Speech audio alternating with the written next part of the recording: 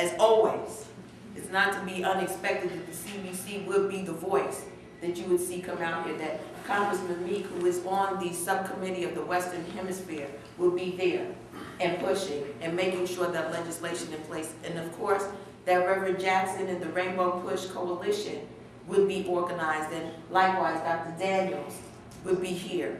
But for each and every one of you that report to the public, they need to know that their voices need to be heard around this issue, that they too can encourage our, the administration of the United States of America to act now, to act swiftly, because lives are depending on this. Thank you very much. Thank you, dear. And I'd like to call up a colleague of mine who, last week when this was breaking, she was running to anybody that was on the committee. She came up to me, she says, have you heard what's going on in Haiti? We have to do something. We've got to move. She is an individual who is dedicated and focused and caring and wants and has been making a difference. Jan Schakowsky from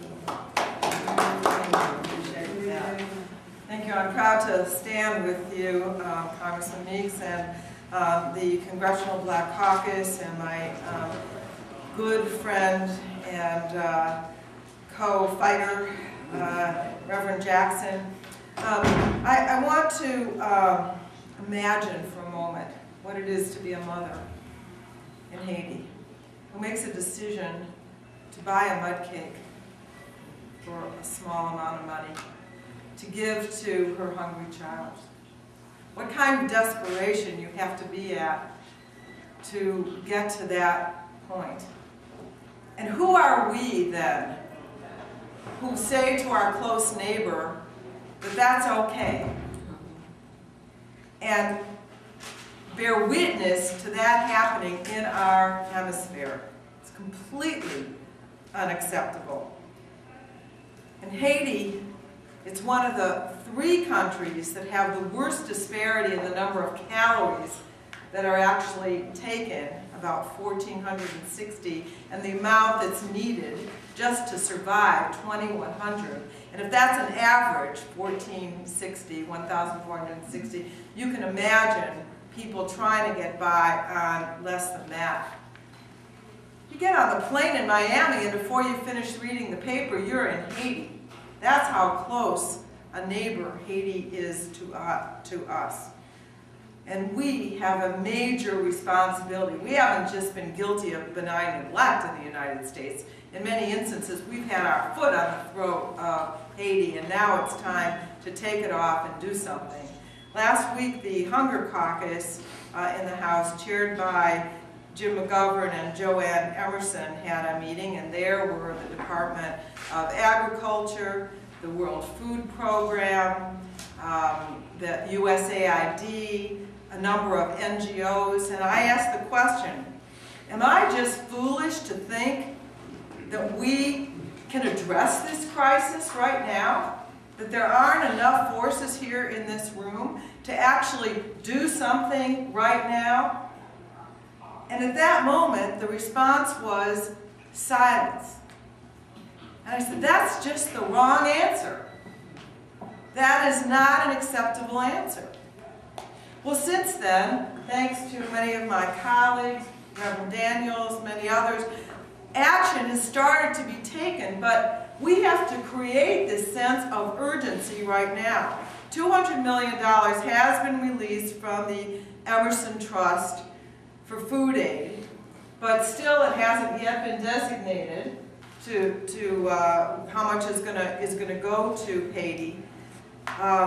Robert Zellick said on Sunday that we must ensure that we fill the $500 million gap in the World Food Program's budget, and specifically ensure that the World Food Program has the $96 million it requested to address the food crisis in Haiti. $96 million is about worth 7 hours of what we spend right now in Iraq. 7 hours of what we're spending in Iraq. I think we might be able to scrape up the money to relieve the immediate crisis right now in Haiti. To do otherwise is such a moral failing that it's inestimable of what it will do not only to the people of Haiti, but to the authority, the moral authority of the United States of America. And so this isn't something we're gathered here just to yap about and to talk about, but we are demanding and insisting, and we won't stop until we see that the food is there, that the NGOs who are ready and willing are on the ground helping to distribute the food. So this is a call to action, as my colleagues have said, that we're not going to end until the acts are performed. Thank you. You can see the dedication and passion of Jan, and this is going to be a fight that we're going to continue. An individual who has been fighting for Haiti forever, no matter what the circumstances. He's been leading delegations there. He's been showing the Citadel and talking about it. He lectures on it. He's a professor.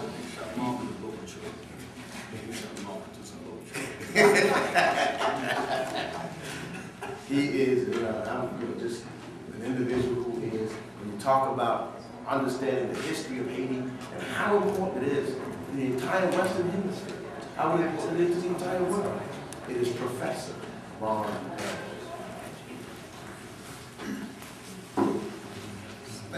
Thank you very much, Congressman Meeks, and to Representative Jackson and Congresswoman Kilpatrick, the chair of the Congressional Black Caucus, and other members of the Assembly, certainly Yvette Clarke.